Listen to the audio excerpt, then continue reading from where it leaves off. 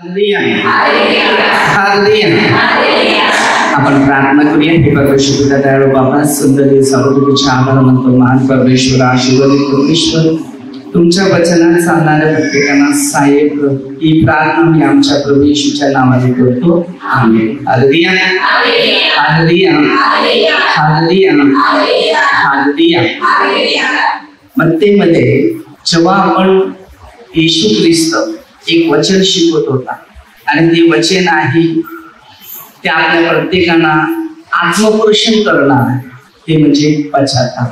Hallelujah. मत्ते 4:17 वचन की मत्ते 4:17 तेव्हापासून येशू घोषणा करीत सांगायला लागला की पश्चाताप करा, कारण स्वर्गाचे राज्य जवळ आलेला आहे. पश्चाताप.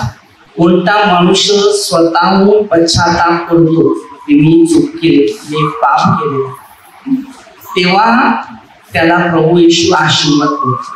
आता त्या काळामध्ये आपण आहोत, पण त्या काळामध्ये स्वतः प्रभू येशू ख्रिस्त घरोघर गावोगाव तो फिरायचा आणि सगळ्यांना एक शिक्षण द्यायचं.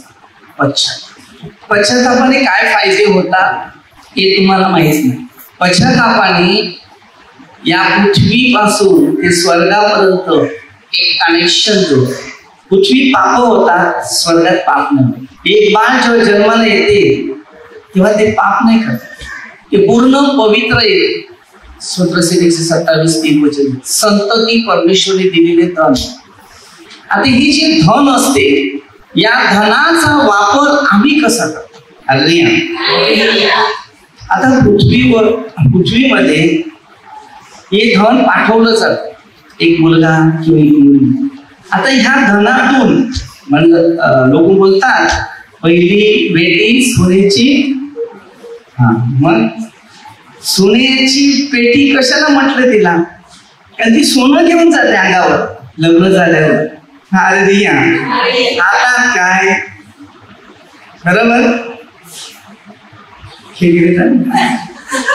हालेलुया. इकडे एक दिवस आजी येत होती, माहिती नाही येत नाही, तिने कानाला एवढं मोठं लावलेलं होतं. मी आजीला सांगितलं हे कशाला लावला, नाही सांगितलं. हालेलुया. तर ते कान इथून पूर्ण तुटलाय तिचा, त्याला बँडेज पट्टी लावलेली, पण त्या कानाला मात्र तिने सोडलं नाही लावायला. ते कान फाटलाय, मग त्याला पट्टी लावून चिकटून त्याच्यामधून ते हालते आणि एवढं जाडं. हालेलुया. काही काज्या असतील आपल्याकडे म्हणून किती माणसामध्ये आहे की ते सोडणार नाहीये, पण टांगवणारच. बरोबर. काही काही तेवढ्या रिंगा लावतात, कांतात घालतात त्या बांगड्या कानाला टांगतात.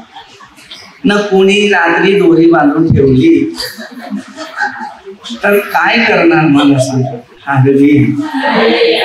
थोडासा आपल्याला विचार करतात, म्हणजे जे देवाच्या या शरीरात अधिकार जो आहे तो कोणत्या वस्तूचा अधिकार. म्हणून सगळ्या गोष्टीचा पश्चाताप करणं गरजेचं आहे, कारण हे शरीर आहे. पहिल्या 3:16-17 वचन, हे देवाचं मंदिर आहे.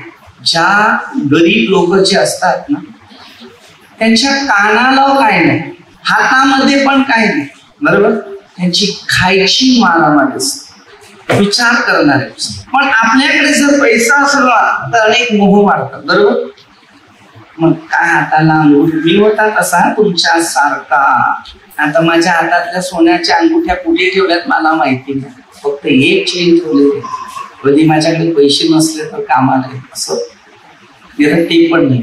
हालेलुया. सगळं हातात, कारण ते आपल्याला गरज नाही. ज्या परमेश्वराने एवढा मोठा एक सामर्थ्यिक आत्मा दिलाय ना, हालेलुया, त्या तुमच्या स्वतःसाठी ते कामाचं. सगळ्यात मोठं काय पाहिजे? अंगुठी पाहिजे सामर्थ्य पाहिजे. आम्ही लोकांना मार्क 9:42 प्रमाणे पापात पडतो.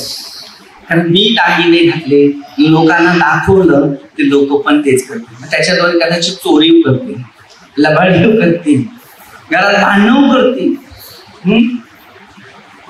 कधी कधी बाया सांगतात, अमुकाचे नवरे, माझा नवराच मला दागिने देत नाही.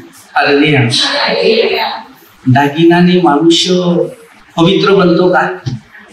हो सांगते. मग असं दागिनाने पवित्र बनतो का? आज सगळ्यांकडे दागिने होते, बरोबर. आता प्रत्येक कुटुंबासाठी ते दागिन्याचा वापर करावा लागते, बरोबर. स्वतःचे दागिने काढून घरात अर्पण करावे लागतात, धंद्यासाठी, खाण्यासाठी, वस्तूसाठी. एक तो मोह आहे, आणि हा मोह जो असतो टेन्शन. मला सांगण्याचं थोडस एक गोष्ट हेच आहे, विचार म्हणजे सांगायचं की लोकांची जी दुष्टाई आहे, आता ही तुमची मुलगी आहे, बरोबर. आता ह्या मुलीला आता काय दागिन्याची हौस नाही, काहीच नाही समजा, बरोबर.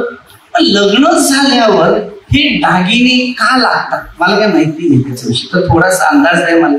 आणि किती कुटुंब अशी दागिन्यामुळे कुटुंब तुटतात. जर ते दागिना तिला दिला नसेल, ते घरी जाऊन पहिले विचार, तू काय घेऊन आली? सासू बोलेल, शेजारची लोक बोलतील, दागिनावर प्रेम केलेलं होतं का तिच्या मुलीवर प्रेम केलं? हालेलुया. माझं एक सिस्टम असं आहे, हे जर मंदिर पवित्र आहे देवाचं, त्यात आपण चॉईस नाही करायचं. आता काही माणसाला काही कमी पडलं तर इकडे टोकतात, न जास्त सर्दी झाली ते काय करणार? अरे काय गरज आहे पण त्याला, तरी लावतील इकडे. मला वाटते ते श्वास घ्यायला त्रास होत असते. ते तुम्हाला माहितीये, जेव्हा पाण्याची टाकी असते ती वर फुल झाली की त्याला एक वर काढावं लागते, म्हणजे एक पाईप काढावं लागते की टाकी भरली म्हणून वरून समजते. अगदी अनेक लोकांचे मी विचार बघतो, त्याला खर्च आहे की नाही. पहिले तर मी सगळ्यांना बंद केलेलं, कारण 130 ना हे सगळं बंद करायला लावलेलं. आता हळूहळू सुरू केलं. हात दुखतात पण बांगड्या मात्र मग सांगतात पॅरेलाच झाला. ते काय होणार नाही, कारण का या हातामध्ये देवाने दिलेले मोठं सामर्थ्य, आणि त्या बांगड्या दुसऱ्या असतात त्या काचीच्या, बरोबर. न त्याच्यातून हात पडला, कापला तर काहीच नाही. कारण डॉक्टर पहिला माणूस समजा आता संपला, मेला का काय केलं, तो पहिला इकडे बघतो, कुठे नाही तर असा हात लावा, टक टक टक टक टक, हृदय कनेक्शन देते कानाला. निंदा करतो की डॉक्टर करतो, द्वेष करतो नाही, पण बऱ्याचशा घरामध्ये या वस्तूसाठी भांडणं, लग्न झाल्यानंतर ती नवऱ्याबरोबरच राहणार आहे ना, दुसरं नटक खटापटक करायची काही गरज आहे का? पहिली जी होती चांगली तशी चांगली राहिली तर काय गोष्टी. म्हणून मी दोषी नाही. आमच्या मुलीला बसायला कान टोपा टीव्हीच्या एकाही मुलीच्या कानाला टोपा. मी पाप नाही करत, त्या परमेश्वराने तिला पवित्र म्हणून पाठवले. तुम्हाला माहिती मध्ये मध्येच्या कानाला काय होतं, पण मूर्तीच्या कानावर तिच्या केवढ्या कानाला आहे, तिच्या गळ्यात केवढे दागिने आहेत. पैसे कमवणाऱ्या लोकांचा धंदा तोच. ही आपली कामं नाही. पवित्र लोकांची कामं काय माहितीये का? हे जर दान असलं ना ते घ्यायचं. आज तुम्हाला माहिती अनेक ठिकाणी असं आहे, त्या मूर्तीवर पैसे कमवतात, खा प्या स्वतः करतात. ज्या मुलीची परिस्थिती अशी वाटते की गरीब आहे, ती मंदिराचं दागिने त्यांना नाही. योहान 2 अध्यायामध्ये येशू ख्रिस्त जेव्हा गेलेला होता लग्नाला, त्या घरातला द्राक्षरस संपला. येशूच्या आईने विचारलं, तेव्हा येशू बोलतो, बाई तुझा माझा संबंध. पण तिने काय सांगितलं तो सांगते ते करा. सगळ्या सांगितल्याप्रमाणे केलं आणि त्या घराची इज्जत वाचवली. येशूचा सांगण्याचा विचार काय होता की त्याला सांगायचं असं हेतू होतं, लग्नाला खायला प्यायला सगळे येतात, पण त्यांच्या घरात काही गरज आहे त्याच्या मदतीला एक पण नाही. तो काय पाटील गेली, आपण कधी कधी अपेक्षा करतो, हा या लग्नाला मी 100 रुपये दिले, हा 100 रुपयाचं काय 200 रुपयाचं खाऊन आलं ते, अरे या घरचं लग्न झालं मला आयरच नाही आला. अरे लिहून दिलं जाते अमुक पैसे, अमुकाकडे अमुक, अमुकाचा अमुक आले, अमुकाचा अमुक जायचं आहे, हा आता आपण याला द्यायचं, त्याने मला परतफेड केला, हा ती डायरी काढती. लग्न असलं का पहिले लिस्ट बघा, आणि जिंदगीची लिस्ट तिकडेच आहे, विचार करा. अरे चांगले गुण गेले ठेवा. आता ना पश्चातापाचे दिवस, रोजची भाकर काय मिळते ते खा, समाधान धन्यवाद करा, प्रभूच्या वचनानुसार शांती, बस. कारण प्रभू येशू सगळ्यात महत्व आहे. चांगलं करण्यासाठी प्रभू येशूच आहे. मला सांगा, सोनं नाण्यामुळे भांडणं होतात की नाही? लग्नाच्या देण्याबिण्यावर भांडणं होतात की नाही? कोणाच मनुष्य समाधानी नाही, कारण मोहित लग्न असते ना. म्हणून आपल्यामध्ये पाप होते, पश्चाताप झाला पाहिजे. लोक पळून जातात, बरोबर, किंवा कुठे दागिने नसतात, दागिने नसतात कशाला? म्हणून मी इथे लग्नाची सिस्टम तशीच केलेली आहे. लग्नाचा खर्च खाण्याचा माझा, पण लेणं देणं नाही. या आशीर्वाद, या देवाच्या आशीर्वादाने विषयाला बोलून मस्त लग्न, काय टेन्शन. लग्न करणारा तो, जोडणारा तो, तर तुम्ही आणि मी काय करतो? प्रत्येक गोष्टी शिक्षणाद्वारे, वचनाद्वारे, नियमाद्वारे, मार्गाद्वारे, गुणाद्वारे चालेल. पाप नाही झालं पाहिजे, आपल्या शरीरातून पाप न झालं पाहिजे. आणि जर पाप होत असेल, मी जर पश्चाताप केला नसेल, तर माझं जीवन शून्य. आता ईश्वरी प्रचार करत फिरला, सुवार्ता सांगत फिरला, त्याने काय सांगितलं? सगळ्यांना चांगल्या मार्गामध्ये आणण्याचं शिक्षण. सगळ्या कोण्या मनुष्य पापात पडावं असं त्यांनी पापी लोकांना, पापी स्त्रियांना जवळ केलं. हे तुझी निंदा कशाला करतात, हे द्वेष कशाला करतात, तुझा अपमान कशाला करतात, तुझ्या एका चुकीमुळेच केलं. तू एक काम कर, त्यांना काय बोलायचं बोल, तू इकडे आणि तुझं नवीन जीवन, तू आता नवीन जीवन जगलं ना, तर तुझ्या भविष्याला लोक तुझी स्तुती करतात. आता तुझा अपमान केलेला तर पुढे तुझा मान करतील. आणि अशा पद्धतीने येशूने त्यांना प्रेमाने जवळलं, नफरत नाही, द्वेष नाही. आज आपल्या इकडे जर बघितलं कोणी चुकलं असेल तर त्याची निंदा, नफरत, द्वेष सेवाच करतात. मग तुम्ही त्याच्यासाठी प्रार्थना कधी करता? कोणत्याही माणसाच्या जीवनामध्ये जीवन बनवायचं असेल तर याचं स्टडी करा, हे शिक्षण, आणि हे शिक्षण घेऊन त्यांना शिकवा. त्या 5:16 पासून दिले. चुकलेल्या माणसाला त्यांना मागे फिरवतो, पापापासून बाहेर काढतो, दूर करतो, तर त्याचा मरणापासून जीव वाचतो. म्हणजे कसा पापाचं तर मरण. आज तुमचं जीवन हे मरणापासून बाहेर आले. आता देवाने तुम्हाला ह्याची दिशा दिलेली आहे की येशू विना आमचं जीवन खाली आहे. आणि हे जीवन तुमच्या प्रत्येकाला पवित्र आत्म्याच्या द्वारे घ्यायचं आहे. हालेलुया. आणि जसा पवित्र आत्मा तुमच्याकडे उतरेल तसं तुम्ही आशीर्वाद सामर्थ्याने बदलू. हालेलुया. मी प्रार्थनेत येणाऱ्या लोकांना माझा एक शिक्षण आहे किंवा एक सल्ला आहे. तो असा म्हणजे प्रार्थनेला आल्यानंतर येशूचीच मैत्री करा, बाकी कोणाशी संगत मैत्री करू नका, म्हणजे तुम्ही पवित्र आत्म्याने भरले. आज किती लोक प्रार्थनेतून दूर का झाले? कारण येशूने त्याला त्याच्या मित्र बनवला, त्याला मित्र बनवला, पण त्यांनी मित्र असे बनवले या जगाचे जे जुदासने काम केले ते. आणि त्यामुळे लोक हळूच का प्रार्थनेत होते. एक तुमच्या घरी कार्यक्रम असू दे, प्रोग्राम असू दे, त्या दिवशी तुम्ही एक दिवस प्रार्थना घालून टाकली तर समजून घ्या का तुम्हाला त्या शैतानाला त्याला त्याग करावं लागते. कार्यक्रम, प्रोग्राम हे सगळं रद्द करावं लागते. नवीन जन्म येते, ज्याचा येशूमध्ये नवीन जन्म झालाय, बप्तिस्मा झालेला आहे, तर त्याला हे जुनं सगळं सोडावं लागतं. कधी कधी दुसऱ्या 5-17 जुनं ते होऊन गेलं, आता नवं झालेलं आहे. आता ह्या नव्याकडे जो वळणारा आहे त्याला जीवन, समाधान, शांती, आनंद, अभिषेक, अद्भुत गोष्टी येशू देतो. आता आम्ही नवीन जन्म घेतला म्हणून आम्हाला सगळ्या गोष्टीचा त्याग करावा लागते.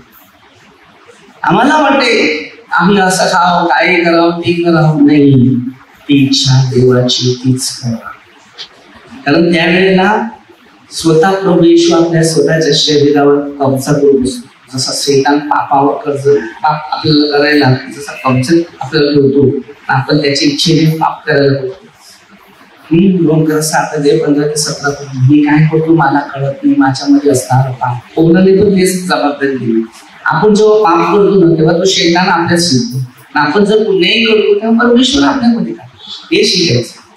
तुमच्या स्वतःला चॉईस करायचं नक्की तुम्हाला कुठल्या मार्गात जायचं. सगळ्याशी चांगलं राहायचं आहे, सगळ्याशी वाईट राहायचं. बस चांगलं असेल, चांगलं राहायचं असेल तर देव तुमच्या जोडीला आहे. वाईट राहायचं असेल तर शैतान तुमच्या जोडीला. टेन्शन वाढवा, पाप खाली करा. पाप कधी जमा करू नये, कारण पाप जगपर्यंत खाली करत नाही तत्पर्यंत भविष्यात प्रगती होईल. म्हणून स्वभाव आहे. तुम्ही काय, आम्ही पण पाप, आम्ही कुठे सांगतो की आम्ही पवित्र आहे. आपण मानव आहे. नीतीसूत्र 24:16 धार्मिक माणूस दिवसात तो 7 बाबा बघा, 7 पापातच पडायचं का? 7वी तास पाप करायचं, दुसरं काय करायचं. त्याचा अर्थ असा की कळत न कळत चुकून होत. मनुष्याला बघा, आता एखादा माणूस आहे त्याचं मन दुखेल असं काही करायचं. आणि जर आपण कोणाचं मन दुखवता, कोणाच्या मनाचा कमजोरचा आत्मा तयार करता, त्याच्या हृदयाला धक्का देता, तर आपण येशू ख्रिस्ताच्या हृदयाला धक्का देणार. कोणाच्या डाव्या बाजूच्या कुशी दुखेल आपण आपलं जीवन जर कधी येशू ख्रिस्त तुम्हाला हे चांगलं जीवन दिलं, आपल्याला प्रभूच्याच वचनात राहायचं आहे. कारण प्रभूचं वचन मनुष्यासाठी जीवन, समाधान, शांती, आनंद. कोणा माणसाची संगत पकडा की ज्या माणसापासून आपल्याला चांगलं शिकायला मिळते, चांगले अनुभव ऐकायला मिळतात, चांगला मार्ग मिळतो, चांगली शांती मिळते, अशा व्यक्तीकडे जाऊ शिकायचं. आपल्याला माहिती आहे चांगलं शिकवत नाही किंवा चांगलं अनुभव म्हणजे चुकीच्या रस्त्यात नाही, तुम्ही बाजूला वा, तिथे जायचं.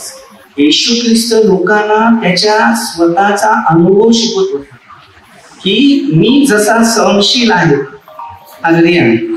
तसं तुम्ही सहनशील व्हा.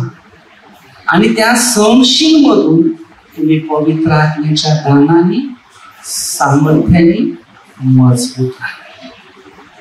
जर आम्हाला पवित्र आत्मा मिळाला तर पवित्र आत्म्याची देणगी पवित्र कार्य करण्यासाठी आमच्या जीवनात पवित्र राज्य. कारण पवित्र राज्याचा स्थापना करायची आणि पवित्र आत्मा आपल्यावर उतरला. येशू सुवार्ता प्रचार करत होता पापाविषयी. पाप कबूल करा, ऑटोमॅटिकली आरोग्य, विश्वास, क्रिया, या 2 गोष्टी. सगळे प्रश्न तुम्हाला प्रभू येशू देणार. जर प्रभूच्या मार्गात चालले प्रभू येशू तुम्हाला जीवन व शांती देणार. म्हणून पहिला आपल्या शरीरातलं पाप करायचं. आपाप आरोग्य आहे. काय डोक्याला हात ठेवायची गरज आहे? त्याने डोक्याला हात ठेवायची. तुमच्यामध्ये देवाचा आत्मा, तुम्ही कोणाच्या डोक्याला हात ठेवणार? पापाच्या डोक्याला हात ठेवणार. पवित्रता, पवित्र आत्म्याचं सामर्थ्य पाहिजे. जे पाहिल ना ते आशीर्वाद राहायला पाहिजे. असं दान पकडा. परमेश्वराने विचार केले तरी आशीर्वाद केला, बोलला तरी आशीर्वाद झाला. दान तशीच ठेवायची. नसेल ते प्रार्थना करायला बसायचं. ज्यापर्यंत मिळेपर्यंत तिथेच राहा. पेंटिकोस्टच्या दिवशी प्रेषित 2 देवाचा तुम्हाला पाहिजे तेव्हा त्याने गिफ्ट मिळालं. प्रेषित 1:6 पासून तेव्हा गिफ्ट मिळालं, देणगी मिळाली त्यांना, पवित्र आत्म्याचं सामर्थ्य मिळालं. तेव्हा येशू सारखे ते जगले, येशू सारखे वागले आणि येशू साठी मरायला लागले. हे स्वर्ग. आपलं जीवन स्वर्गात पाहिजे असेल तर सगळ्या गोष्टी ऐका. कोणी काय बोलतो त्यावर लक्ष देऊ नका. काम आहे ते करत राहा. सगळ्यासाठी प्रार्थना करा. वेद्यावर, दुश्मनावर, द्वेषावर, सगळ्याशी प्रार्थना. कोणाचं वाईट करू नका, योजू नका आणि वाईटाकडे लक्ष करू नका. कारण परमेश्वर तुमच्या जोडीला आहे. तो प्रत्येकाचं चांगलं बघतो, चांगलं करणार. कधी कधी व्यक्ती चांगलं करते तर त्या गोष्टी आपल्याला वाईट पण वाटतात, असे पण समाजामध्ये मला लोक भेटतात. म्हणून सांगतो आपण छोटीशी एक प्रार्थना करूया. पिता पश्चाताप देणगी प्रत्येकाला पवित्र प्रार्थना आहे. सर्व मित्र कामदार सर्वचे सर्व प्रभूचा आशीर्वाद ही प्रार्थना प्रभू येशूच्या नावाने करतो. आमेन. हालेलुया.